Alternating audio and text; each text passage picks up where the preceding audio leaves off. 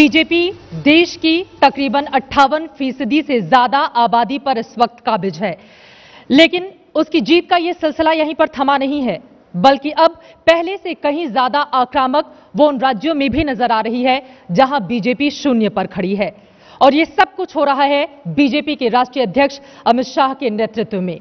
प्रधानमंत्री नरेंद्र मोदी और अमित शाह की जोड़ी न सिर्फ हर रोज नए नए रिकॉर्ड बना रही है बीजेपी के लिए, बल्कि विपक्ष को संभलने तक का मौका नहीं दे रही।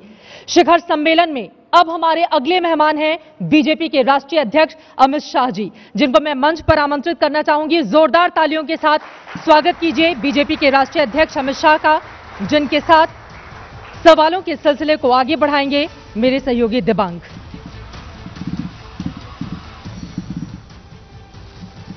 नमस्कार, शिखर सम्मेलन में आपका स्वागत है। मैं हूं दिबांग। हमारा आज का कार्यक्रम अपने आखिरी पड़ाव पर है और इस समय हमारे साथ हैं चुनावी राजनीति के शहंशाह, एक एक बूथ को जीतने की बात करने वाले, जीतने की रणनीति बनाने वाले हमारे खास मेहमान अमित शाह। शुरुआत में आपसे निवेदन अमित जी कि आप अपनी बात रखें। धन्यवाद।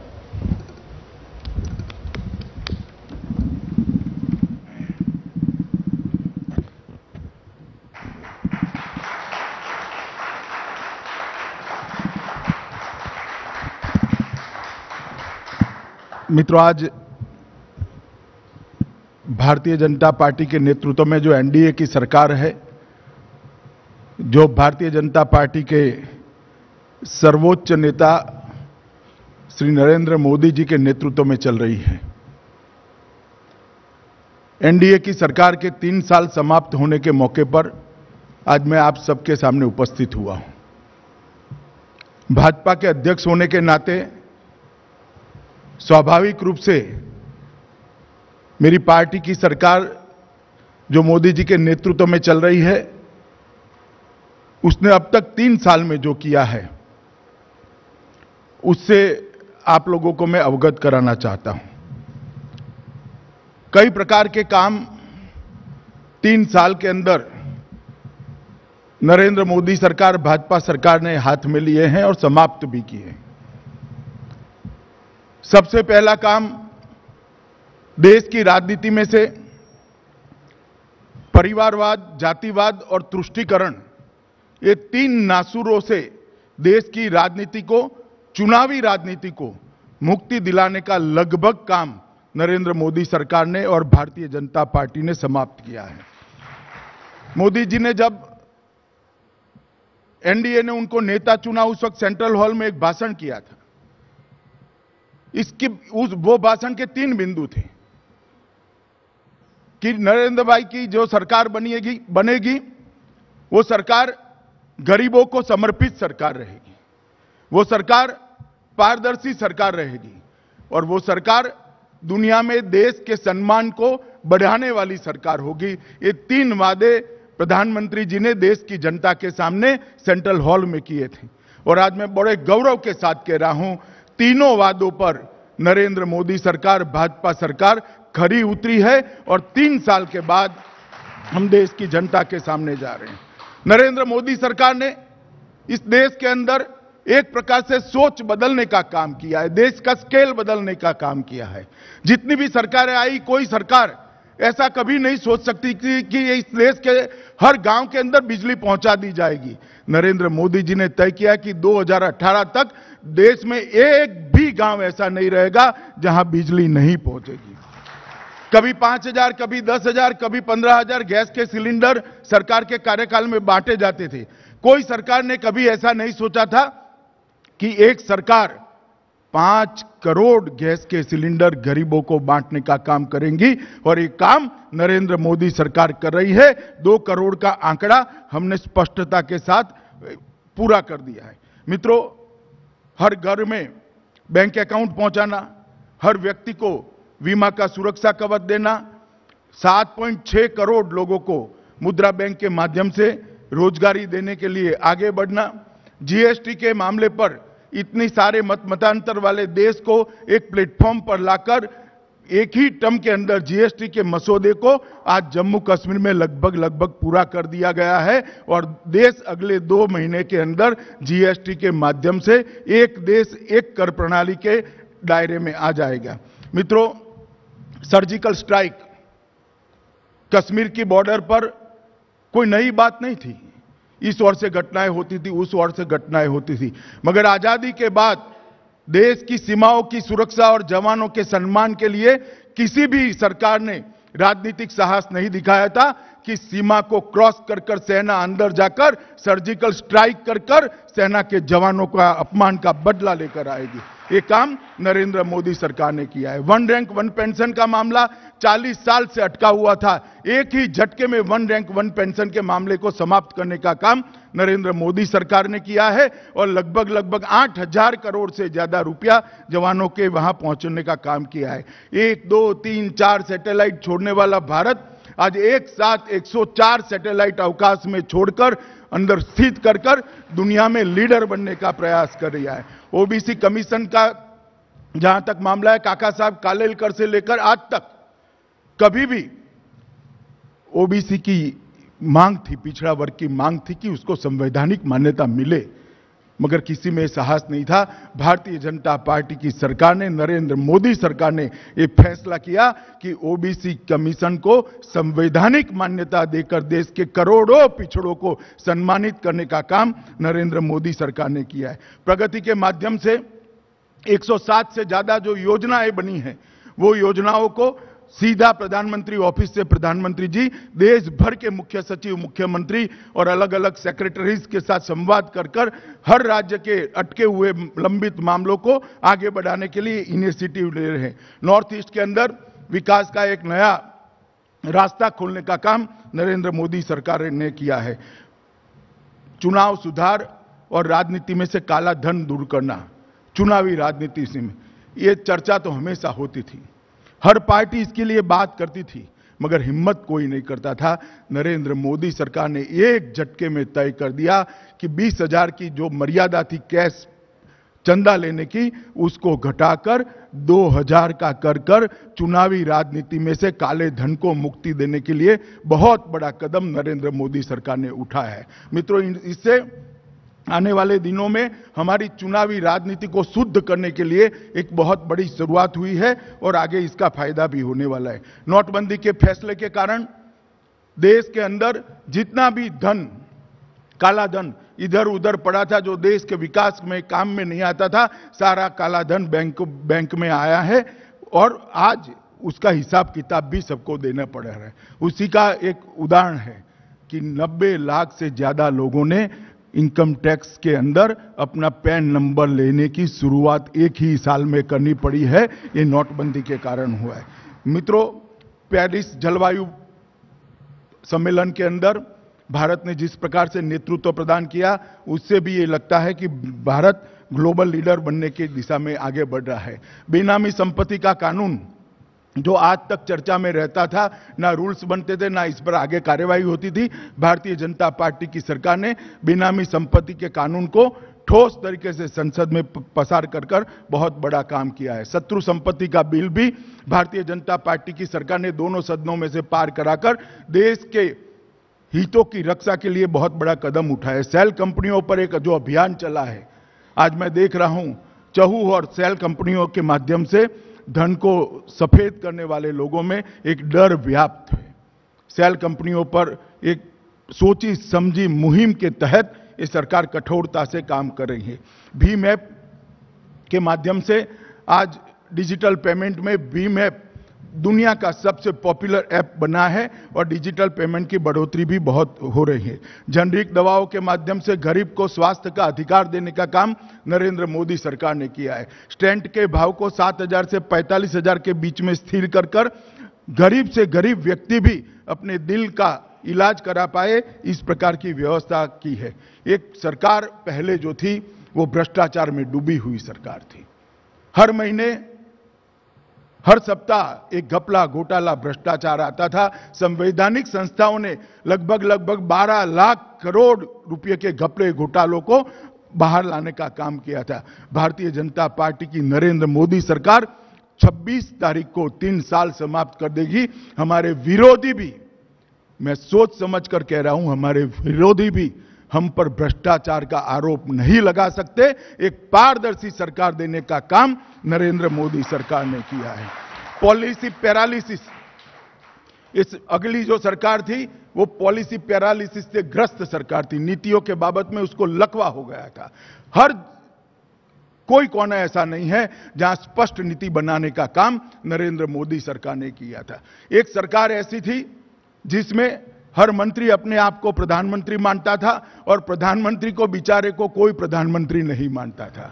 उसकी जगह हमने एक निर्णायक नेतृत्व देने का काम भारतीय जनता पार्टी ने किया है और नरेंद्र मोदी आज न केवल भारत में, दुनिया में एक निर्णायक नेता के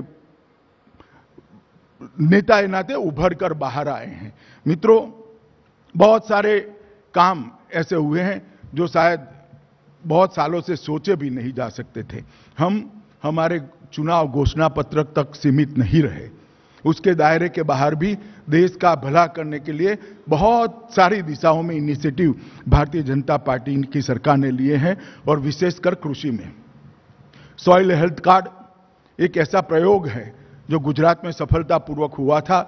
जब किसान की मिट्टी कैसी है, इसमें कौन सा क्रॉप अच्छा हो सकता है, कितना पानी चाहिए, कौन सा खाद चाहिए, कितनी मात्रा में खाद चाहिए, ये सारी जानकारी सॉइल हेल्थ कार्ड के माध्यम से किसानों को उपलब्ध कराने के लिए भारतीय जनता पार्टी की सरकार ने इनिशिएटिव लिया है। किसानों को जो सहायता मिलती थी उसमें 4 गुना वृद्धि करने का काम भारतीय जनता पार्टी की सरकार ने किया है। प्रधानमंत्री फसल बीमा योजना, इतनी कंप्लीट फसल बीमा योजना शायद ही किसी ने सोची होगी, किसानों ने भी नहीं सोची होगी। बुआई से लेकर खलिहान तक हर जगह पे अगर किसान पे संकट आता है तो प्रधानमंत्री फसल बीमा योजना उसको बीमा देने का काम करता है। इतनी कंप्लीट एक फसल बीमा योजना देने का काम किया है। नीम कोटेड यूरिया के माध्यम से उसकी पेस्टिसाइड्स की रिक्वायरमेंट कम हुई है, उत्पादन बढ़ा है और यूरिया की उपलब्धता भी बहुत बड़ी है। उत्तर भारत के क्षेत्रों में 5 साल के बाद ऐसी स्थिति आई है भारतीय जनता पार्टी की सरकार आने के बाद कि बहुत सालों के बाद कि यूरिया के लिए लाठियां नहीं भांजनी पड़ी है। इतनी यूरिया की उपलब्धि भारतीय जनता पार्टी की सरकार ने करी है। खादों के दाम भी घटाए हैं। ई मंडी शुरू कर भारतीय जनता पार्टी की सरकार ने किसान को अपनी पैदावार का दाम ठीक से मिल पाए, इसके लिए आगे बढ़े हैं। और सबसे बड़ी बात है मित्रों कि 4 करोड़ घरों में शौचालय पहुंचाने का काम भारतीय जनता पार्टी की मोदी सरकार ने किया है। दिल्ली में हम लोग बैठे हैं, शायद हमें लगे कि शौचालय क्या बड़ी बात है, मगर आप कल्पना नहीं कर सकते एक गरीब की बेटी 15-16 साल की बच्ची कुदरती क्रिया करने के लिए शौचालय के लिए खुले में जाती है तो उसके मुंह पर जो शर्म आती है, आत्मा पर जो ग्लानि आती है और उसके आत्मविश्वास का जो हनन होता है, इसकी कल्पना दिल्ली लुटियन में बैठकर करना बहुत दिक्कत है। मित्रों, भारतीय जनता पार्टी की मोदी सरकार ने 4 करोड़ घर में शौचालय पहुंचाकर देश की हजारों, लाखों, करोड़ों गरीब बेटियों को उस आत्मसम्मान दिलाने का काम ये भारतीय जनता पार्टी की सरकार ने किया है। नमामि गंगे और बेटी बचाओ, बेटी पढ़ाओ और स्वच्छता अभियान, ये 3 ऐसे कार्यक्रम हैं जिसको सरकार ने जन भागीदारी से आगे बढ़ाया और सालों से जिस समस्या के सामने देखने का कोई साहस नहीं करता था, उस समस्या को सीधा प्रधानमंत्री जी ने अपनी अपील के माध्यम से लिया है। 2 करोड़ लोगों को घर में गैस पहुंचाने का काम किया है और 1 करोड़ 5 लाख लोगों ने प्रधानमंत्री जी के कहने पर अपनी गैस की सब्सिडी स्वतः ही छोड़ दी है। लाल बहादुर शास्त्री के बाद हमने एक ऐसा प्रधानमंत्री देखा है। लाल बहादुर शास्त्री के जमाने में इनके कहने पर देश की जनता ने चावल खाना छोड़ दिया था। नरेंद्र मोदी जी के कहने पर 1 करोड़ से ज्यादा लोगों ने अपनी सब्सिडी छोड़कर प्रधानमंत्री और भारतीय जनता पार्टी की सरकार में अपनी श्रद्धा व्यक्त की है। देश की सुरक्षा का मामला हो, अर्थतंत्र को गति में लाने का मामला हो, देश का सम्मान दुनिया में बढ़ाने का मामला हो या देश के युवाओं को एक ग्लोबल प्लेटफॉर्म देने का मामला हो, हर मामले में भारतीय जनता पार्टी की सरकार ने मोदी जी के नेतृत्व में अच्छा किया है। और मैं मानता हूं मित्रों कि ये अच्छा सब करते करते करते कोई जर्नलिस्ट कोई टिप्पणी कर देगा कोई आर्टिकल लिख देगा, विपक्ष वाले कुछ बोलेंगे, हम भी अपने पक्ष में बोलेंगे।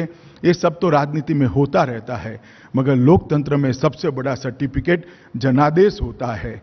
और नरेंद्र मोदी सरकार के चुनाव जीतने के बाद, नरेंद्र मोदी सरकार बनने के बाद देश में जितने भी चुनाव आए, सब में भारतीय जनता पार्टी ने स्थिति अपनी अच्छी की है, या तो वहां पर सरकार बढ़ाई है, चाहे कॉरपोरेशन का चुनाव हो, चाहे पंचायत का चुनाव हो, चाहे विधानसभा का चुनाव हो, चाहे लोकसभा के उपचुनाव हो। हर जगह पे नरेंद्र मोदी के नेतृत्व में अक्रॉस द कंट्री, पूरे देश में जन समर्थन मिला है, जनादेश मिला है। और मैं मानता हूं मेरी सरकार के, भारतीय जनता पार्टी की सरकार का सबसे बड़ी उपलब्धि है कि जनता का ये प्यार और जनादेश मोदी जी को जो मिला है वो उनकी लोकप्रियता का द्योतक है। और सबसे बड़ी बात, आजादी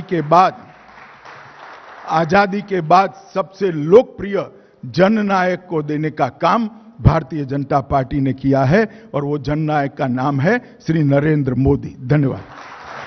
धन्यवाद।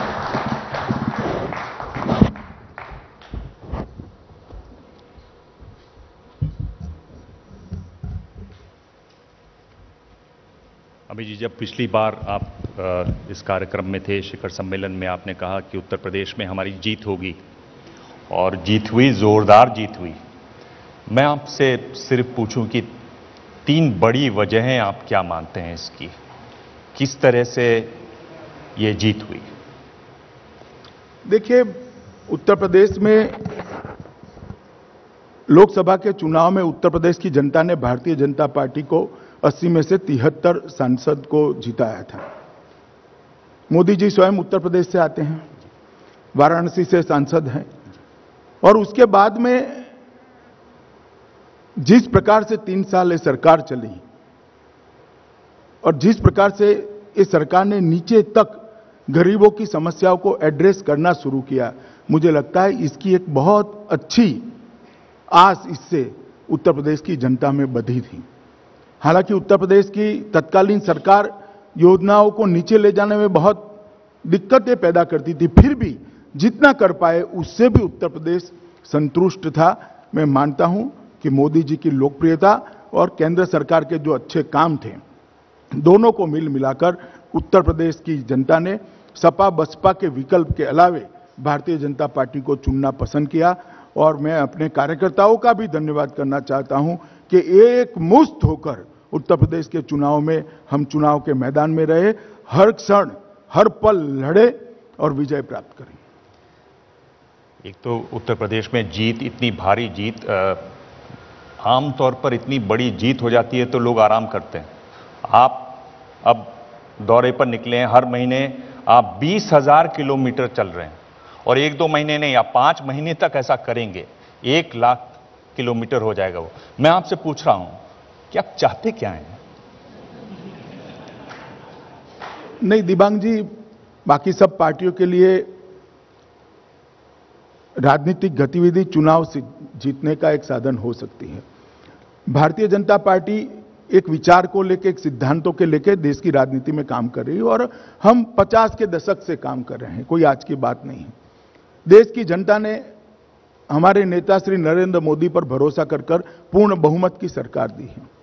30 साल के बाद देश की जनता ने किसी एक पार्टी को पूर्ण बहुमत देने का काम किया है, और आजादी के बाद पहली बार किसी गैर कांग्रेसी दल को पूर्ण बहुमत देने का काम किया है। तो हम सबका दायित्व है कि देश की जनता की जो आकांक्षा है उस पर खरे उतरें, और पार्टी के अध्यक्ष के नाते मेरा दायित्व है कि मोदी जी की जो पॉपुलैरिटी है और भारतीय जनता पार्टी की सरकार के अच्छे काम है, उसको लेकर मैं गांव-गांव, गली-गली, बूथ तक जाऊं मेरे कार्यकर्ताओं के साथ, और उसके माध्यम से मेरे संगठन को विस्तृत करने का मैं प्रयास करूं। और इसीलिए हम ओडिशा, केरल, बंगाल, आसाम में अब सरकार बन ही गई है, तेलंगाना, तमिलनाडु, ये सारे राज्यों में हमारी पार्टी को बढ़ाने का प्रयास कर रहे हैं, और बहुत अच्छा रिस्पांस भी मिल रहा है। एक ये बात जो आप कहते हैं और हर जगह कहते हैं कि भाई हर बूथ पर, हर पंचायत पर, पूरे पार्लियामेंट पर हमारी सरकार होनी चाहिए। हम इसका एक बार पहले इतिहास में नमूना देख चुके हैं। जो इमरजेंसी में हुआ, जब मोदी जी खुद भूमिगत थे, अरुण जेटली जेल गए थे, ये दोबारा नहीं होगा, ये आप कैसे सुनिश्चित करेंगे, कैसे कहेंगे इसको? ये तो निर्भर करता है कि सत्ता किसके हाथ में है। दिबांग जी, जो इमरजेंसी लगती है वो अध्यादेशों से नहीं लगती है। इमरजेंसी मानसिकता से पैदा होती है, और इमरजेंसी इसलिए पैदा हुई थी कि कांग्रेस की मानसिकता ऐसी। भारतीय जनता पार्टी ने कभी अपने विरोधियों को गलत तरीके से दबाने का प्रयास नहीं किया। आज हम 13 राज्यों में सत्ता में हैं, कहीं पर भी कोई ये कंप्लेन नहीं कर सकता। मगर बार बार चुनाव जीतने का मतलब ये नहीं कि हम विरोधियों को दबा रहे हैं, मगर विरोधियों को बढ़ाने का काम भी तो मेरा नहीं है, वो तो उनको खुद ही बढ़ना पड़ेगा। विरोधी तो कह रहे हैं आप दबा नहीं रहे हैं, आप उनको डरा रहे हैं। देखिए, बोलने के लिए इस प्रकार की बात करना बहुत सरल बात है। दिबांग जी, ना आप डर रहे हो, इतने कितनी बेबाकी से पूछ रहे हो बताओ। तो इतनी बड़ी पार्टी वाले लोग थोड़ी ना डर जाएंगे भैया, कोई नहीं डरता दुनिया में। मैं राजनीतिक सवालों पर बाद में आऊंगा, क्योंकि 3 साल सरकार के हुए हैं, तो सरकार की बात करें। एक ये सवाल भी ये आया हुआ है रोहित पांडे का, सर्जिकल स्ट्राइक पर आपने उल्लेख भी किया आपने, लेकिन उसके बाद हम देख रहे हैं कि घटनाएं लगातार पाकिस्तान के साथ बढ़ रही हैं। नहीं, घटनाएं पाकिस्तान के साथ पहले से आजादी के बाद से लेकर आज तक चलती ही रही है, और 89 के बाद बहुत बड़ी मात्रा में चलती रही है, चाहे किसी की भी सरकार हो, और आज भी चल रही है। सर्जिकल स्ट्राइक का जिक्र मैंने इस बार इसलिए किया कि पहली बार किसी सरकार ने अपनी पॉलिटिकल विल का परिचय दिया कि हम अपने सीमाओं के अतिक्रमण को सहन नहीं करेंगे, हमारे जवानों के अपमान को सहन नहीं करेंगे, और सेनाओं की सुरक्षा के लिए सरकार किसी भी एक्सटेंड तक जा सकती है। देखिए, इसमें जैसे जब विपक्ष में थे, कहा गया बीजेपी की नेताओं की तरफ से, भाई एक सिर काटेंगे तो हम 10 लेकर आएंगे। देखिए, भाषण में कोई बात करी होगी, मगर आज भी हम इतनी फर्मनेस के साथ ही परिस्थिति को टैकल कर रहे हैं, कहीं पर भी सकम नहीं हुए हैं। हमने दृढ़ता के साथ, चाहे अंतर्राष्ट्रीय फोरम हो चाहे सीमा हो, भारत के हितों की रक्षा की है, और आगे पर भी नरेंद्र मोदी सरकार करती रहेगी। पर इसी कश्मीर पर ही रहूं तो जिस तरह की पत्थरबाजी वहां पर हो रही है, छात्र कर रहे हैं स्कूल के, कॉलेज के, ये लोग लिख रहे हैं कश्मीर हाथ से निकल रहा है। दिबांग जी, लगभग 3.5 जिलों में यह आंदोलन पूरा सिमटा हुआ है। कश्मीर घाटी, लद्दाख और जम्मू बहुत बड़ा प्रांत है। मुझे लगता है कि मीडिया ने भी स्थिति को अच्छे तरीके से जनता के सामने रखना चाहिए। कई बार ऐसी स्थिति हुई है, ये कोई पहली बार नहीं हुई, इससे भी भयावह स्थिति हुई है। सालों तक सरकारें निरस्त करनी पड़ी हैं, मगर अंत में हमारी सिक्योरिटी फोर्सेस ने और कश्मीर में जो लोग हैं उन्होंने स्थिति को संभाला है। मैं पूर्णतया आश्वस्त करना चाहता हूं देश की जनता को, अभी जो स्थिति है इस पर ही बहुत कम समय में नियंत्रण पा लिया जाएगा। मैं इसलिए पूछ रहा हूं, आपकी वहां मिली जुली सरकार है, पीडीपी के साथ मिली हुई सरकार है, इसलिए आपकी इसमें कितनी जिम्मेदारी बनती है? नहीं, कश्मीर की सरकार हो ना हो, भारत सरकार की भी जिम्मेदारी बनती है। आप क्यों इतने दूर कश्मीर तक जाते हैं? मैं दिल्ली की ही बात करता हूं। हमारी जिम्मेदारी है ही, हम जिम्मेदारी से भागने वाले लोग नहीं हैं। इसीलिए मैं कहता हूं कि मैं देश की जनता को आश्वस्त करना चाहता हूं कि कश्मीर की समस्या का हम जल्दी ही समाधान लाएंगे और कश्मीर में स्थिति नियंत्रण में आएगी। इसी से आंतरिक सुरक्षा की बात करें तो जिस तरह की घटना नक्सल क्षेत्रों में हो रही है, आप नक्सलबाड़ी में थे, सुकमा पर इतनी बड़ी घटना हुई, इतने लोग मारे गए, सड़क बनाते हुए लोग मारे गए। नहीं, 2 तरीके हो सकते हैं, एक तो उनको करने दो या तो उनके साथ सामने लड़ो। हमारी सरकार वामपंथी हथियारधारी ग्रुपों के सामने लड़ रही है। जब लड़ाई होती है तो गोली एक ओर से नहीं चलती दिमाग की, दोनों ओर से चलती है। मगर मैं कहना चाहता हूं कि जब हम शासन में आए उसके पहले वामपंथी चरमपंथी ग्रुपों की जो स्थिति थी उसमें आज बहुत डिटोरिएशन हुआ है और स्थिति पर बहुत बड़ा नियंत्रण भी आया है। इक्का दुक्का घटना को इस तरह से आकलन नहीं कर सकते। एक बहुत बड़ी लड़ाई हमारी सिक्योरिटी फोर्स ने नक्सल प्रभावित क्षेत्रों में लड़ी है। एक बात है नौकरी की, और अब से कुछ देर पहले यहाँ पी चिदम्बरम साहब भी मौजूद थे और उन्होंने कहा कि लेबर ब्यूरो की जो रिपोर्ट है जो कह रही है कि 2015 में 1,35,000 नौकरियां निकली, जबकि अगर आप देखें तो 2013 की बात करें तो 4,19,000 नौकरियां, 2011 की बात करें तो 4,30,000 नौकरियां। इसको आप कैसे देखते हैं? युवा बहुत बड़ी संख्या में आपकी पार्टी के साथ जुड़े, अभी भी जुड़े हुए हैं। देखिए, चिदम्बरम साहब को तो मैं इतना ही कहना चाहता हूं कि अपने 10 साल को जरा देख लें। हमें सवाल पूछने का अधिकार जनता का है, जवाब देने का दायित्व भी बनता है, मगर कांग्रेस को तो 10 साल के शासन के बाद सवाल पूछने का भी अधिकार नहीं है। कोई किसी भी एंगल से कांग्रेस पार्टी का हमसे सरकार के बारे में सवाल पूछने का अधिकार नहीं बनता है। इन्होंने जिस प्रकार से 10 साल शासन किया है।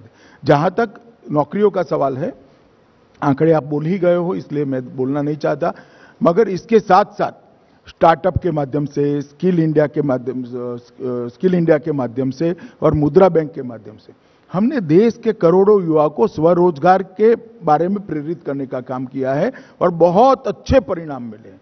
दिबांग जी, ये देश की एक समस्या है कि 125 करोड़ के देश को कोई नौकरी नहीं दे सकता, और 125 करोड़ के देश को नौकरी देने की बात करना भी बेमानी है। नरेंद्र मोदी सरकार ने स्वरोजगारी को बढ़ावा देकर, और जो गरीब बच्चों के लिए कभी बैंक के दरवाजे खुले नहीं थे, 10,000 से लेकर 10 लाख तक का लोन उन्होंने बैंक के माध्यम से विदाउट एनी गारंटी या गारंटर देने का काम किया। इससे करोड़ों की मात्रा में बच्चों ने अपनी अपनी स्वरोजगारी की छोटी छोटी यूनिट शुरू किए हैं और रोजगार बढ़ा है। ये सवाल है अशोक वानखेड़े का, और पूछ रहे हैं कि पिछले 3 सालों में किसानों की जो आत्महत्या हैं, आप मुस्कुरा रहे हैं अशोक वानखेड़े के नाम से, ये आत्महत्याएं रुक नहीं पा रही हैं, इस पर आप क्या कहेंगे? देखिए, एक बहुत लंबे समय से कृषि क्षेत्र को अलग प्रकार से जितनी तवज्जो मिलनी चाहिए थी उतनी नहीं दी गई, और इसी का परिणाम है किसानों की आत्महत्या। मैं आपको दिबांग जी मेरी पार्टी का रिकॉर्ड बताना चाहता हूं। जहां जहां भारतीय जनता पार्टी की सरकार है, कहीं पर भी कृषि ग्रोथ रेट हमारा 10% से कम लगभग नहीं। उत्तर प्रदेश में हम नए नए आए हैं, उत्तराखंड में नए नए आए हैं, गुजरात, छत्तीसगढ़, मध्य प्रदेश, महाराष्ट्र में भी अच्छा इंप्रूव करा है, झारखंड में इंप्रूव कर चुका है, हरियाणा में खैर पहले भी अच्छा था, आज भी और इंप्रूव कर रहे हैं। मगर जहां जहां हमारी सरकारें आई, उसने कृषि क्षेत्र को मजबूत करने के लिए बहुत अच्छे काम किए हैं और परिणाम लक्ष्य काम किए। नरेंद्र मोदी सरकार ने भी प्रधानमंत्री इरिगेशन योजना, प्रधानमंत्री फसल बीमा योजना, किसानों की सहायता, यूरिया, नीम कोटेड यूरिया, खाद के दाम कम करना, अंबेडकर ई मंडी करना, ये सारी चीजों को लेकर बहुत अच्छे से एक संपुट बनाकर किसानों के सामने रखा है। मुझे लगता है कुछ समय में अच्छे परिणाम भी मिलेंगे। ये कह रहे हैं कि नोटबंदी जो हुई थी उसका जो पैसा बैंक में आया, कितना आया रिजर्व बैंक में? चिदम्बरम बोल रहे थे कि आप तिरुपति से जो नोट गिनते हैं उनको बुला लीजिए, वो बता देंगे, पर सरकार अभी तक नोट गिन नहीं पा रही है कि कितना पैसा आया। आंकड़ा तो रिजर्व बैंक वाले देंगे जब देना है। तो मैं चिदम्बरम जी को इतना ही बताना चाहता हूं कि नोटबंदी के कारण आज देश की इकोनॉमी में बहुत बड़ा अंतर आया है। आप कल्पना कर सकते हैं दिबांग जी, एक ही वर्ष के अंदर 90 लाख से ज्यादा लोग अपना पैन कार्ड बनाए, इनकम टैक्स नंबर ले, जो एवरेज 4-5 लाख की थी, और उसमें भी जो निकल जाते थे वो अलग प्रकार के होते थे, मगर ये 90 लाख से ज्यादा लोगों ने पैन कार्ड बनाया है। दूसरी बात कि सारा धन जो आया है वो आज बैंकों के पास आया। इसके माध्यम से मैंने जो कहा, मुद्रा बैंक योजना से लेके इंफ्रास्ट्रक्चर के फाइनेंस से लेके बाकी सारी एक्टिविटी, जो धन कुबेर की तिजोरियों में और घरों में और गद्दों के नीचे जो धन पड़ा था, वो आज देश के काम में आया है। उसके हमारी ग्रोथ रेट का भी इजाफा निश्चित होना है।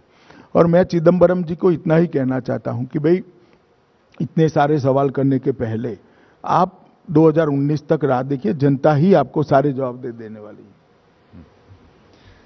मतलब ये जो आप, चूंकि आपने ये कहा, इसी से मैं पूछ रहा हूं कि ये जो एक कांग्रेस मुक्त भारत की परिकल्पना है, ये क्या वाकई में आप जिस तरह से वो हटती जा रही है राज्यों से, पूरे मानचित्र से हटती जा रही है, क्या ये वाकई सीरियसली इस पर आप काम कर रहे हैं? ऐसी रणनीति है पूरी? नहीं, मैं तो मेरी पार्टी बढ़ाने का काम कर रहा हूं और स्वाभाविक रूप से मेरी पार्टी बढ़ती है तो कांग्रेस घटती है। मैं मेरी पार्टी बढ़ाने के लिए काम कर रहा हूं। ये जो पार्टी बढ़ाने की आपने बात की, उसमें ममता बनर्जी कह रही हैं कि आप पार्टी जरूर बढ़ा रही हैं, लेकिन आप पार्टी बढ़ाने के लिए सीबीआई, एनफोर्समेंट डायरेक्टरेट, ये सब भी आपके साथ साथ जा रहे हैं पार्टी बढ़ाने के लिए। देखिए, जहां तक सीबीआई और एनफोर्समेंट डायरेक्टरेट का सवाल है, एक भी केस ऐसा नहीं है जिसका संज्ञान किसी न किसी एजेंसी ने न लिया हो। मतलब मैं अलग प्रकार की बात, ये जो चिट फंड वाले मामले हैं वो हमारे आने से पहले से चल रहे हैं, हम तो सिर्फ जांच कर रहे हैं आगे। और ईडी और सीबीआई दोनों इसी का हिस्सा है। और नारदा कांड में भी टीवी पर दिखाई पड़ते हैं घूस लेते हुए। आपके पास इसका क्या जवाब है? आपके नेता, आपके कार्यकर्ता टीवी पर घूस लेते हुए दिखाई पड़ते हैं, कुछ ने तो कपड़े भी नहीं पहने हैं पूरे। अब इस स्थिति में अगर आप इस तरह से काम कर रहे हो और आप ये अपेक्षा रखते हो कि कोई कार्यवाही ही ना हो, मुझे लगता है ममता जी हमसे बहुत अपेक्षा रख रही हैं। एक बात ये देखी गई कि 2014 के चुनावों के बाद जिन दो जगहों पर आपकी हार हुई, बिहार में और दिल्ली में, आजकल दोनों जगह उथल पुथल है। क्या ये भी एक, शायद भाजपा की सरकार होती तो न होती। जी, मैं पूछ रहा हूं कि क्या ये भी कोई एक तरीका है बदला लेने का या उनसे बराबरी करने का? नहीं, बदला लेने का सवाल ही पैदा नहीं होता। बिहार सरकार को बहुत समय हो गया और केजरीवाल सरकार पे हमें बदला लेने की जरूरत नहीं है। वो स्वतः ही बहुत कुशल है अपनी पार्टी को खत्म करने के लिए, हमारी जरूरत इसमें नहीं है। पर ये क्यों विपक्ष फिर बार बार कहता है कि भाई ये बदले की राजनीति है? और क्या मेरे को आप एडवाइस करो उनको, और क्या कहें? और कुछ नहीं कह सकते हैं। जब लालू जी के परिवार की इतनी सारी संपत्ति पकड़ी जाए तो इसके अलावा और बोल क्या सकते हो? आप क्या बोल सकते हो? आप ये जो एक बड़ा आप चुनाव आने वाला है, राष्ट्रपति चुनाव, मैं जानता हूं आपका इसमें जवाब क्या होगा, पर किस तरह की आप क्या बता सकते हैं इस बारे में? मैं सीधा पूछ रहा हूं। नहीं, हम एनडीए के सभी दलों से बात करेंगे और सभी लोगों से बातचीत कर हम प्रयास करेंगे कि भाई एक अच्छा राष्ट्रपति देश को मिले। एक जब आपने बिहार की बात की, इसमें बार बार ये कयास होते हैं और हम लोग न्यूज़ में बार बार इस पर रिपोर्ट भी दिखाते हैं कि कोई कोशिश होगी कि नीतीश कुमार एक बार फिर एनडीए के साथ चले आएं। इस पर हम लोग आंकड़े बताते हैं, भाई ऐसा होगा तो ऐसा होगा। क्या इस पर शीर्ष में कोई सोच है आपकी तरफ से? मेरी तरफ से तो कोई नहीं है, ना नीतीश कुमार जी ने आज तक हमारा संपर्क किया है। तो इसकी कोई संभावना भी नहीं है? मैंने ऐसा नहीं कहा, कोई किसी ने संपर्क इधर और साइड से अब तक नहीं हुआ है। ये जो राष्ट्रपति चुनाव है, इसी पर मैं अगर रहूं तो क्या कोई गणमान्य व्यक्ति होना चाहिए? शिवसेना ने तो इशारा भी कर दिया कौन बनना चाहिए। दिवांग जी, ऐसा है कि ऐसी बातें इस प्रकार के सम्मेलन में ना मैं बता सकता हूं, ना बतानी चाहिए। पहले मेरी पार्टी के नेता बैठेंगे, उसके बाद में एनडीए के लोग बैठेंगे और बाकी दलों से भी बाद में चर्चा कर कोई नाम की दिशा में आगे बढ़ेंगे। एक जो यूपी में जो आपकी जोरदार जीत हुई, एक उसका असर ये भी हो रहा है कि विपक्ष कह रहा है कि अब हम एक साथ बैठेंगे सब, और दो लड़के तो सामने आए थे, अब लगता है कि बहन जी भी आएंगी। इस तरह की चीजों को आप पढ़ते हैं, कैसे पढ़ते हैं आप? नहीं, इसमें हम क्या कर सकते हैं? हम कुछ नहीं कर सकते हैं। अगर विपक्ष साथ में आना चाहता है तो हम कैसे रोक सकते हैं उनको? ये मैं सवाल बार बार आपसे पूछना चाहता था कि आप 3 साल रहे, अब यहां शीर्ष की राजनीति कर रहे हैं, किस तरह के बदलाव आप खुद में देखते हैं जब आप समस्याओं को देखते हैं, उनके समाधानों को देखते हैं? देखिए, कोई भी देश समस्या विहीन नहीं हो सकता कभी भी, परंतु बदलाव ये आया है, कोई भी समस्या ऐसी नहीं है जिसका हल निकालने का प्रयास न हुआ हो और हल न निकाला गया हो। ये बहुत बड़ा परिवर्तन है, सोच में परिवर्तन है। देश का स्केल बदलने का प्रयास मोदी जी ने किया है।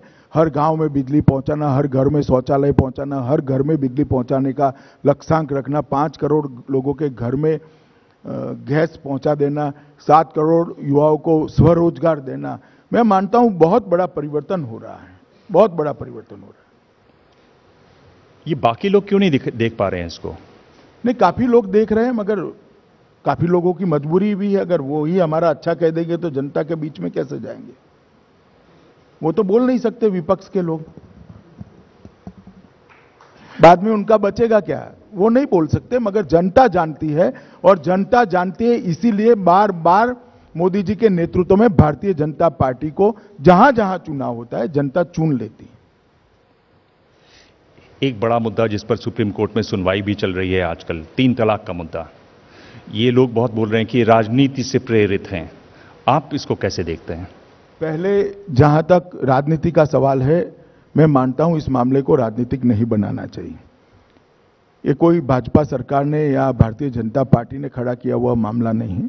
3 मुस्लिम महिलाएं अपने न्याय के लिए, अपने अधिकारों के लिए देश की सर्वोच्च अदालत के सामने गई है, और इसमें सरकार ने अपना पक्ष रखा है। और जहां तक भारतीय जनता पार्टी की सरकार का सवाल है, हम मानते हैं कि ट्रिपल तलाक मुस्लिम महिलाओं के संवैधानिक अधिकारों का हनन करता है, इसलिए यह व्यवस्था को चालू नहीं रखना चाहिए। यह हमारा बहुत फर्म स्टैंड है। और समय समय पर देश में बहुत सारी ऐसी चीजों में बदलाव हुआ है, जैसे विधवा विवाह, सती प्रथा, बहुत सारी चीजों को अलग अलग धर्म के मानने वालों ने अपने समाज के सुधार के साथ साथ बदला है। और दुनिया में भी बहुत सारे इस्लामिक देशों में, जहां इस्लाम के अलावे बाकी के लोगों की संख्या बहुत नगण्य है, उन्होंने भी ट्रिपल तलाक को छोड़ दिया है। तो मैं मानता हूं कि ये कोई राजनीतिक मामला नहीं है, मुस्लिम महिलाओं के अधिकार का मामला है, और उसमें पूरा देश लगभग एक है। जो कोर्ट ने कहा कि भाई आप कानून क्यों नहीं बना लेते, सरकार ने वहां पर कहा कि अगर इस पर रोक लगती है तो सरकार कानून बना देगी, फिर कोर्ट ने कहा आप कानून क्यों नहीं बना लेते हैं? तो इसको अब दिबांग जी देखिए, कानून नहीं बनाया फिर भी आप इसको पॉलिटिकल कहते हो, बनाएंगे तो क्या कहोगे बताओ? बाद में पॉलिटिकल ही कहोगे। और कोर्ट ने अब तक बहुत सारे मुद्दों पर संवैधानिक अधिकारों के साथ तुलना करते हुए एग्जिस्टिंग व्यवस्था को अवैध घोषित किया है। कोई पहली बार नहीं हुआ है, बहुत सारी बार अल्ट्रा वायरस घोषित किया है। एक सवाल है कि गुजरात में जो चुनाव होंगे उसके लिए आप कितने तैयार हैं? क्योंकि ये पहला चुनाव होगा काफी सालों बाद कि प्रधानमंत्री, अब मुख्यमंत्री वहां अब मोदी जी नहीं रहेंगे, कितनी तैयारी है उसकी? नहीं, मुख्यमंत्री नहीं रहेंगे, मगर मोदी जी प्रधानमंत्री हैं, तो शायद हमारी सीटें बढ़नी ही चाहिए। सीएम थे तो 128 आई थी, अब प्रधानमंत्री है तो 150 हो सकती है। अच्छा, मोदी जी तो है ही।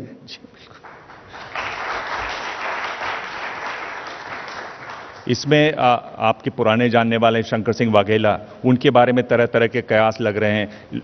ये भी कयास लग रहे हैं कि भाई ट्विटर पे उन्होंने राहुल गांधी को अनफॉलो कर दिया है, बाकी कांग्रेस के नेताओं को अनफॉलो कर दिया। क्या उनसे इस तरह की कोई बातचीत होगी? नहीं, मेरी तो बातचीत नहीं हुई, मगर जो अखबारों में आता है वो सच है, तो वो नाराज है। इसमें यह कितना महत्वपूर्ण होता है कि आप बाहर के जो लोग हैं, जो कांग्रेस से लोग हैं, दूसरे दलों के लोग हैं, उनको आप बीजेपी में लेते हैं? यूपी में देखा, उत्तराखंड में हमने देखा ये।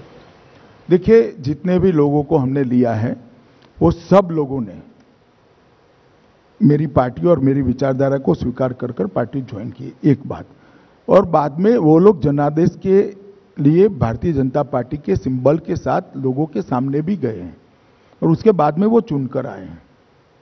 अरुणाचल छोड़कर सारी जो नई एंट्री हुई है वो चुनाव के पहले हुई। ईवीएम के मुद्दे पर आजकल बहुत हल्ला है। एक तरीके से ईवीएम मशीन नहीं है, लोकतंत्र की बात हो रही है। क्या लगता है कि इस पर उतना मजबूती से जवाब नहीं दिया गया विपक्ष को कि आप ईवीएम पर हल्ला करते हैं? छोटे जवाब देना चाहिए, जो भी चुनाव आयोग ने देना चाहिए। चुनाव आयोग ने कहा है, सारे राजनीतिक दलों की मीटिंग बुलाई, उनको कहा कि हम आपको मौका देंगे सिद्ध करने का। तो मुझे लगता है कि प्रेस में जाने की बदले जगह वही करना चाहिए। अगर ईवीएम के साथ कोई छेड़खानी हो सकती तो वहां दिखा देना चाहिए। जी, इस पर आपकी अपनी क्या क्या राय है कि क्यों ऐसा कर रहे हैं लोग? देखिए, ये सारे लोग जो सवाल उछाल रहे हैं वो सभी लोग कभी न कभी इसी ईवीएम से चुनकर आए हैं जी। और उस वक्त ईवीएम ठीक था क्या? हाँ। मगर आज चुनाव हारने के बाद कहेंगे ईवीएम ठीक नहीं है। देश की जनता ये सब नहीं मानती है, क्योंकि जिसने वोट दिया है उत्तर प्रदेश और उत्तराखंड में, उनको मालूम है कि हमने भारतीय जनता पार्टी को वोट दिया है। मगर उनकी हार इतनी प्रचंड हुई है और भारतीय जनता पार्टी की विजय इतनी प्रचंड हुई है कि जिसका कोई जवाब ही नहीं है विपक्ष के पास। जी। उत्तर प्रदेश में जिस तरह से योगी सरकार काम कर रही है उसको आप कैसे आंकते हैं? नहीं, अच्छे से काम कर रही है योगी सरकार, बहुत अच्छे से कर रही है। कुछ ही समय में, लगभग 1.5 महीने में उन्होंने बहुत सारा काम किया है और योगी जी के नेतृत्व में उत्तर प्रदेश का विकास होगा, ये लगभग शुरुआत के 1.5 महीने से हम स्पष्ट अंदाज लगा सकते हैं। जी।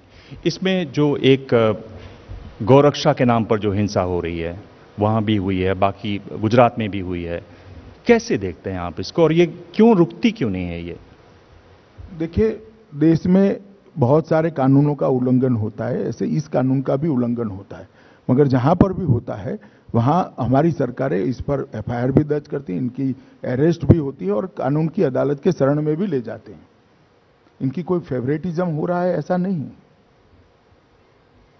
एक इसी से जुड़ा हुआ सवाल है और जब योगी जी बने तो इस पर भी समाचार पत्रों में लिखा गया, राम मंदिर का जो मुद्दा है ये आपसे हर बार पूछा जाता होगा, हर बार आप इसका जवाब देते हैं। हमने कहा है कि भारतीय जनता पार्टी के चुनाव घोषणा पत्र में है कि राम जन्मभूमि मंदिर को संवैधानिक तौर पर या तो आपसी समझौते से वहां पर बनाया जाए। आपको क्या लगता है कि उसमें कोई टाइम बाउंड होना चाहिए या आगे होना चाहिए? टाइम बाउंड, क्योंकि कोर्ट का मामला है, कैसे हो सकता है? और जहां तक संवाद का मामला है, मुझे अब जिस प्रकार से केस आगे बढ़ा है, मैं मानता हूं कि संवाद भी टाइम बाउंड नहीं हो सकता। आप जब भविष्य की चुनौतियों को देखते हैं तो उसमें आप कैसे उनको देखते हैं, कैसे आंकते हैं? क्या बड़ी चुनौतियां आप मानते हैं अब जब आपके पास इतनी सरकारें हैं, इतनी सरकारें के साथ आप मिलकर सरकार चला रहे हैं? देखिए, चुनौतियां मैंने पहले भी कहा, न हो ऐसा कभी समय नहीं आ सकता। मगर पॉलिटिकल विल चुनौतियों का सामना करने की है तो कोई चुनौती महत्व नहीं कर रखती, चाहे ए हो, बी हो या सी हो। हर चुनौती का सामना प्रधानमंत्री जी के नेतृत्व में भारतीय जनता पार्टी की सरकार अच्छे से कर रही है और मुझे भरोसा है कि प्रधानमंत्री जी के नेतृत्व में देश बहुत आगे बढ़ रहा है और आगे बढ़ेगा और विश्व के प्रमुख देशों में अपना स्थान बहुत कम समय में सुनिश्चित कर लेगा। इसमें आप एक बात कहते हैं और आपने लखनऊ में भी जब जीत हुई उसके बाद कहा कि जीत के बाद विनम्र होना चाहिए, ये आप बार बार दोहराते हैं, कितना महत्वपूर्ण है? और जब आप ये कहते हैं कि क्या भाव रहता है? देखिए, और इतनी भारी जीत, अमित जी, जीत भारी हो या कम मार्जिन की हो, विनम्रता हमेशा रहनी चाहिए। और इसीलिए भारतीय जनता पार्टी अपने सभी चुने हुए प्रतिनिधियों का प्रशिक्षण भी कर रही है और हम इस बात को बहुत जिम्मेदारी पूर्वक लोगों के बीच में रखते भी है और मैं मानता हूं कि हम ये करने में सफल भी हुए। जहां जहां हमारी सरकारें बनी, बार बार चुनकर आती है, इसका मतलब यह है कि हम जीत को पचा पाए। जी, इसके लिए कोई ट्रेनिंग करते हैं? उसके लिए क्या व्यवस्था रहती है, कैसे चलता है? हमारी पार्टी का प्रशिक्षण का इंटरनल काम पूरे साल चलता ही रहता है।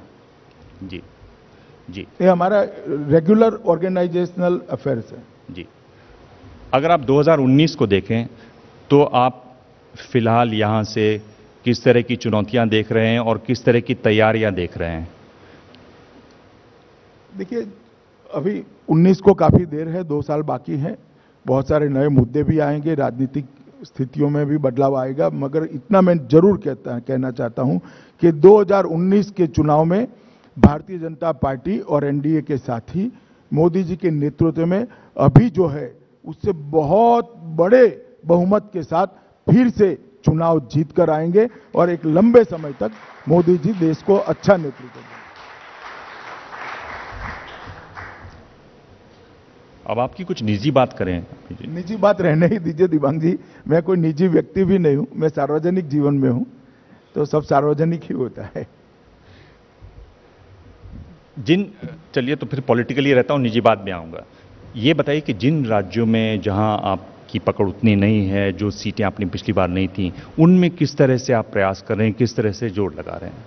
नहीं, अभी हमारी सदस्यता अभियान के माध्यम से हमने हर बूथ के अंदर कार्यकर्ताओं की टोली बनाई है और मेरा जो दौरा है हर राज्यों का 3 दिन का, उसमें मेरा आग्रह रहता है कि वो बूथ समितियों को गठन ठीक से हो और वो बूथ समितियां एक्टिव भी हो, वो बूथ एक मजबूत भारतीय जनता पार्टी की इकाई बने, इसके लिए हम मजबूती से काम कर रहे हैं। उसके साथ साथ भारतीय जनता पार्टी की सरकार ने जो काम किए हैं उसको भी लोगों के बीच में लेकर जा रहे हैं, मोदी जी के संदेश को भी लोगों के बीच में लेकर जा रहे हैं।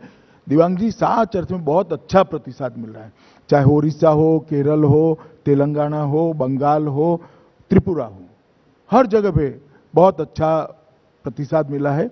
मैं अभी 3 दिन लक्षद्वीप था, लक्षद्वीप जैसे दूर दराज के क्षेत्रों में भी मोदी जी के नाम पर लोग भारतीय जनता पार्टी के साथ जुड़ने के लिए तैयार हैं। ये एक सवाल है, ये कह रहे हैं कि ये अनिल कुमार हैं, कह रहे हैं कि स्वामी और अन्य नेताओं ने कहा है कि 2018 में राज्यसभा में संख्या होगी, अगर तब तक राम मंदिर पर फैसला नहीं हुआ तो विकल्प देखेंगे, तो क्या ये विकल्प ऑर्डिनेंस होगा? भाई, स्वामी जी की बातों को आप एकदम भारतीय जनता पार्टी की बात मानकर मत चलिए, हम है ना कहने के लिए।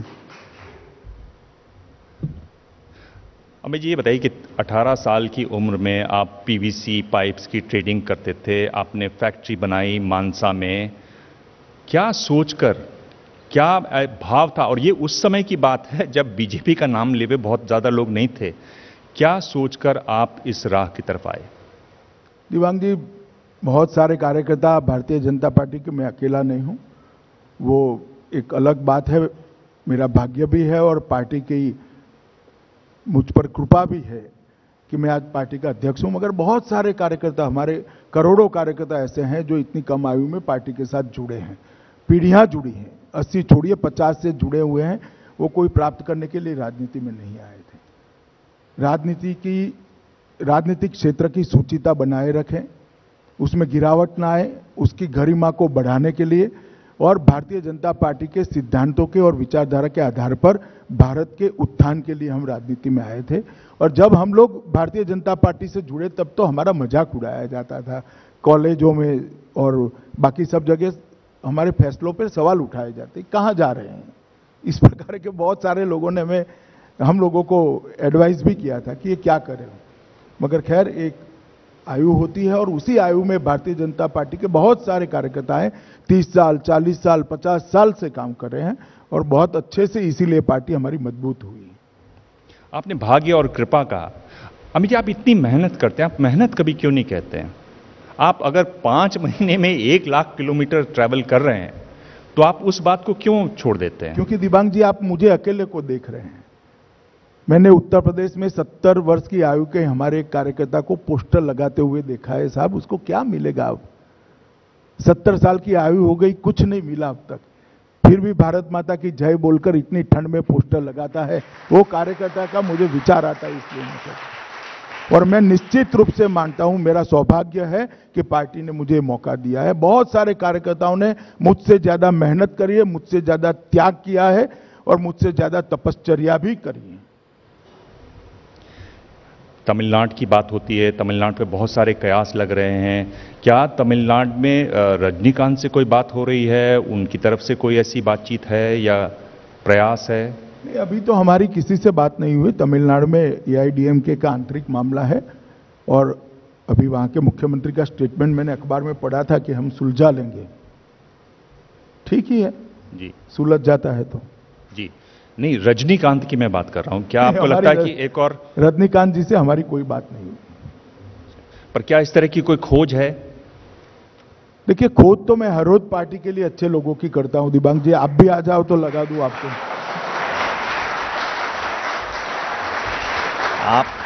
आप सार्वजनिक मंच से एक ऑफर दे रहे हैं? हाँ हाँ, जरूर। अच्छा, मैं इस पर पूछना चाह रहा था कि ऐसा मैंने पढ़ा है कि आप 1980 से आप रोजाना एक डायरी लिखते हैं, और मैं हिसाब लगा रहा था कि अगर आप एक भी पन्ना उसमें लिखते हैं रोज, तो करीब 13,500 पन्ने आप लिख चुके हैं। ये डायरी में आप क्या लिखते हैं? इससे ज्यादा ही होंगे, मगर मीडिया को कभी नहीं मिलने वाले हैं, आप उसकी ओर मत देखिए।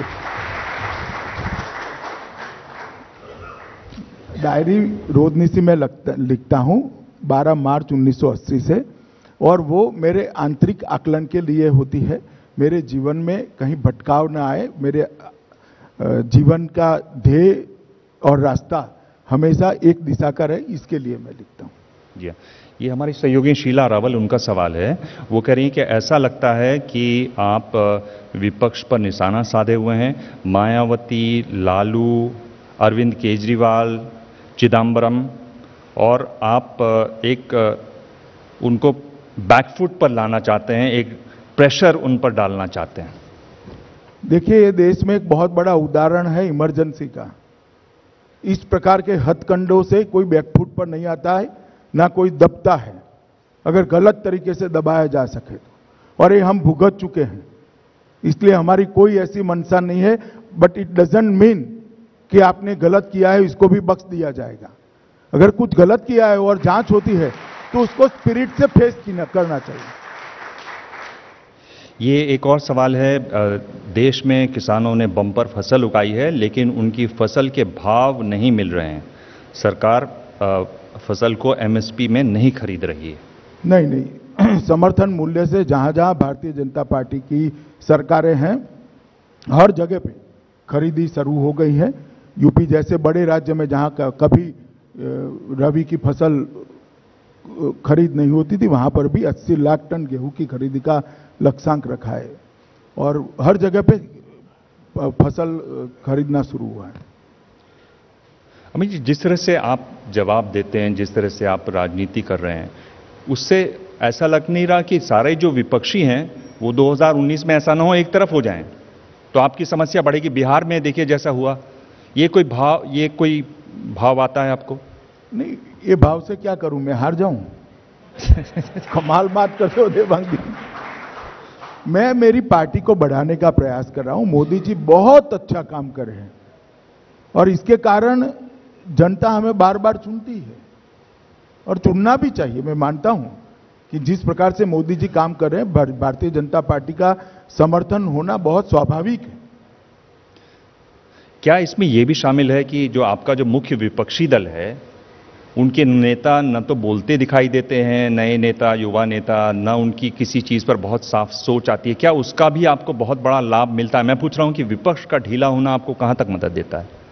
नहीं, कोई राहुल जी अकेले नहीं है, बहुत सारे नेता हैं, वो भी तो बोल सकते हैं। चलो, राहुल जी की समस्या आप कहते हो तो मैं मान लेता हूं, मैं तो नहीं कहता, मगर आप कहते हो तो बाकी लोग क्यों नहीं बोल रहे हैं? जी, पार्टी संगठन में बदलाव होना है, होने के साथ मंत्रिमंडल में भी विस्तार बदलाव होना है। क्या दोनों इंटरकनेक्टेड हैं? ना जी, इंटरकनेक्टेड नहीं है, मगर दोनों पे अभी जवाब नहीं मिलेगा आपको। पर आपको क्या लगता है कि विपक्ष में अगर आपको मैं पूछूं, और आप इस समय इतनी मजबूत स्थिति में हैं, तो शायद आप बता भी सकते हैं, कौन से ऐसे नेता हैं जिनको आप प्रभावी विपक्षी नेता मानते हैं? नहीं, मैं तो सबको प्रभावी मानता हूं। राहुल गांधी को तो नहीं मान सकते ना आप? ऐसा नहीं है। कांग्रेस पार्टी का अपना एक बहुत पुरानी पार्टी है, इसे कोई हल्के से नहीं ले सकता। किसी भी पार्टी को या विचार को हल्के से लेने का हमारा तो स्वभाव नहीं है। जहां तक अभी के परिणामों का सवाल है, मैं आपको फिर से दिवांग जी बताता हूं, और इसलिए नहीं कि मैं भारतीय जनता पार्टी का कार्यकर्ता हूं, भारतीय जनता पार्टी का अध्यक्ष हूं, मगर जिस प्रकार से मोदी जी काम कर रहे हैं, इसमें भारतीय जनता पार्टी का बार बार चुनकर आना बहुत स्वाभाविक है। बहुत सालों के बाद इस देश की जनता ने एक ऐसा नेता देखा है जो देश की हर समस्या को एड्रेस करता है, जनता के मन को जानता है, और जनता की समस्याओं और दुख के साथ अपने आप को जोड़ता है। मैं मानता हूं बहुत समय के बाद ऐसा नेता देश के प्लेटफॉर्म पर आया है। मैं एक ही सवाल दोहरा रहा हूं। क्या उस डायरी के कुछ पन्ने देखने को मिल सकते हैं किसी को? ना जी, ना जी। क्यों आप ऐसा क्यों कह रहे हैं? आपने लिखे हैं वो? दिबांग जी, ये मेरे व्यक्तिगत उपयोग के लिए है और इसमें कोई राजनीति नहीं है। नहीं, पर उससे लोग सीखेंगे अमित जी, कैसे आपका स्ट्रगल कैसे रहा। मुझसे अलावा बहुत सारे लोग हैं, इनसे कुछ सीखा जा सकता है। मैं अभी तो काम शुरू किया है, 3 साल हुए देश के राजनीति में काम करते करते। पर 1980 से लिखी जा रही है डायरी। क्या ये बातचीत ऐसी, ये जो हमारी बातचीत हो रही है, इसका भी कहीं उल्लेख होता है उन डायरी में? उस डायरी में वो लिखते वक्त ही मैं तय करता हूं। चलिए, अंत में अगर आप कहना चाहें सरकार के आने वाले वर्षों के लिए, चुनौतियों के लिए, तो आपके पास 3 मिनट का समय। नहीं, मैं इतना ही कहना चाहता हूं आपके कार्यक्रम के माध्यम से दिबांग जी, कि देश के सामने जब हम सत्ता में आए, बहुत बड़ी बड़ी चुनौतियां विद्यमान थी। नरेंद्र मोदी सरकार ने, भारतीय जनता पार्टी की सरकार ने 3 साल के अंदर बहुत सारे क्षेत्रों के अंदर निर्णायक फैसले लेकर समस्याओं का समाधान करने का प्रयास किया है। काले धन पर एक निर्णायक लड़ाई भारतीय जनता पार्टी की सरकार ने लड़ी है और परिणाम लाने वाली लड़ाई है। राजनीति के अंदर से काले धन को दूर करने के, उसके दुष्प्रभाव को दूर करने के लिए भी लड़ाई हमने लड़ी है। महंगाई आज नीचे गई हुई है। स्वरोजगारी के माध्यम से बहुत आगे युवाओं को ले जाने का प्रयास मोदी जी कर रहे हैं। किसानों के साथ ये सरकार चट्टान की तरह खड़ी हुई है। गरीबों के साथ ये सरकार उनका सोशल एम्पावरमेंट करने के लिए बहुत सारी योजनाएं लेकर आई है। मैं आप लोगों को इतना ही कहना चाहता हूं, देश की जनता को, कि आप मोदी जी के साथ बने रहिए। और मैं आश्वस्त करना चाहता हूं कि नरेंद्र मोदी सरकार हर चुनौती को जो देश के सामने आएगी, देश की जनता के सामने आएगी, उसको निपटने के लिए सक्षम भी है, तत्पर भी है और इच्छुक भी है। हम अच्छा परिणाम देंगे। धन्यवाद जी। तो ये थे चुनावी राजनीति के शहंशाह, हर चुनाव को हर बूथ पर जीत की रणनीति बनाने वाले। और फिलहाल ये जो बात कह रहे हैं सारी सही हो रही है। पिछली बार इन्होंने शिखर सम्मेलन में जो बातें कही थी वो भी सही साबित हो रही हैं। आज भी इन्होंने बड़े दावे किए हैं और देखना है, अगली बार देखेंगे कि उनमें से कितनी सही बैठती हैं। धन्यवाद। धन्यवाद सर। ये है एबीपी न्यूज, आपको रखे आगे।